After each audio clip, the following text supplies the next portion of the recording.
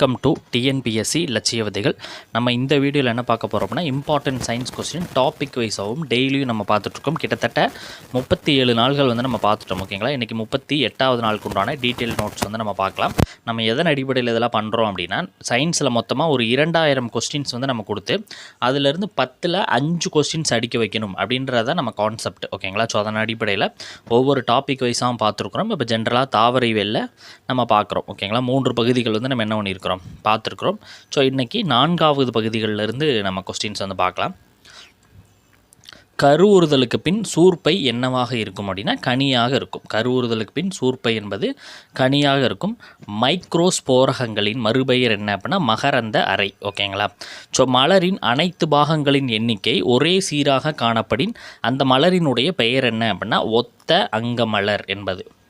மகரந்த தாழ்வட்டம் சூலக வட்டம் இரண்டையுமே கொண்ட மலரின் பெயர் என்னென்னா இருபால் மலர்கள். ஓகேங்களா, பூத்தளத்தின் வேறு பெயர் என்னென்னா தலாமஸ் அல்லது டோரஸ் அப்படின்னு சொல்லிட்டு சொல்லுவோம்.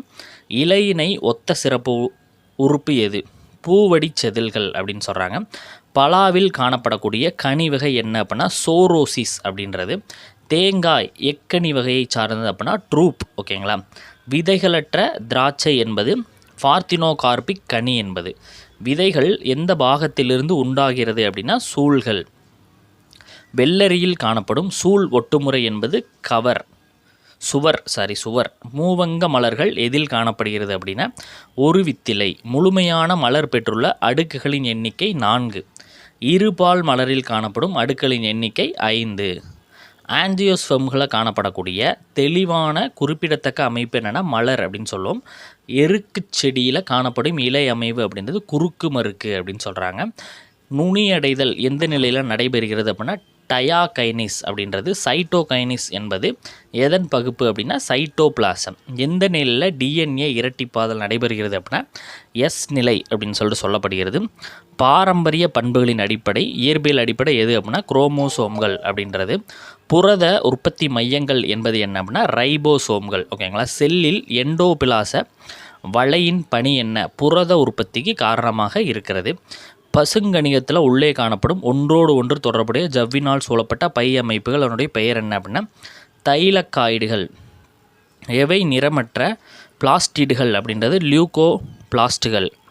எண்டோபிளாச வலைச்சவ்வுகளின் மடிப்புகளிடையே காணப்படும் இடைவெளி சிஸ்டர்னே அப்படின்றது. அனைத்து உயிரியல் சவ்வுகளும் எந்த தன்மை உடையது அப்படின்னா தேர்வு செய்து கடத்தும் தன்மை உடையது. பேகோசைட்டாசிஸினுடைய வேறு பெயர் என்ன அப்படின்னா செல் விழுங்குதல். ஓகேங்களா, ஆற்றல் தேவையற்ற கடத்தலில் எவ்வாறு நடைபெறுகிறது? செறிவு அதிகமான இடத்திலிருந்து செறிவு குறைந்த இடத்திற்கு போகிறது. ஓகேங்களா, அதுவே ஆற்றல் தேவையுள்ள கடத்தல் அப்படின்னா செறிவு குறைந்த இடத்துலேருந்து செறிவு அதிகமான இடத்திற்கு செல்வது. பூஞ்சைகளினுடைய செல் சோர் எதனால் ஆனது? கைட்டின் அப்படின்ற பொருளால் வந்து ஆனது. ஓகேங்களா, ஸோ இதோட வந்து இன்னைக்கு உண்டான 30 கொஸ்டின்ஸ் வந்து நம்ம பார்த்து முடிச்சிட்டோம். கிட்டத்தட்ட இது வரைக்கும் நம்ம எத்தனை ஒரு 1500 கொஸ்டின்ஸ் கிட்ட நம்ம போட்டோம். ஓகேங்களா, 1500 கொஸ்டின்ஸ் கிட்ட போட்டோம். இன்னுமே யாரும் அதை பார்க்கல அப்படின்னா டிஸ்கிரிப்ஷனில் அந்த பிளேலிஸ்ட்டினுடைய லிங்க் வந்து நான் கொடுக்குறேன். ஓகேங்களா, ஸோ அதை போயிட்டு என்னது செக் பண்ணி பாருங்கள். இந்த எல்லாமே பயனுள்ளதாக இருக்கும். ஓகேங்களா, ஸோ மேலும் வந்து நம்ம கிட்ட நிறையா நண்பர்கள் என்ன பண்ணுறீங்க அப்படின்னா பிடிஎஃப்ஸ் வந்து கேட்குறீங்க, சார் எங்களுக்கு பிடிஎஃப் கொடுங்க அப்படின்ற மாதிரி.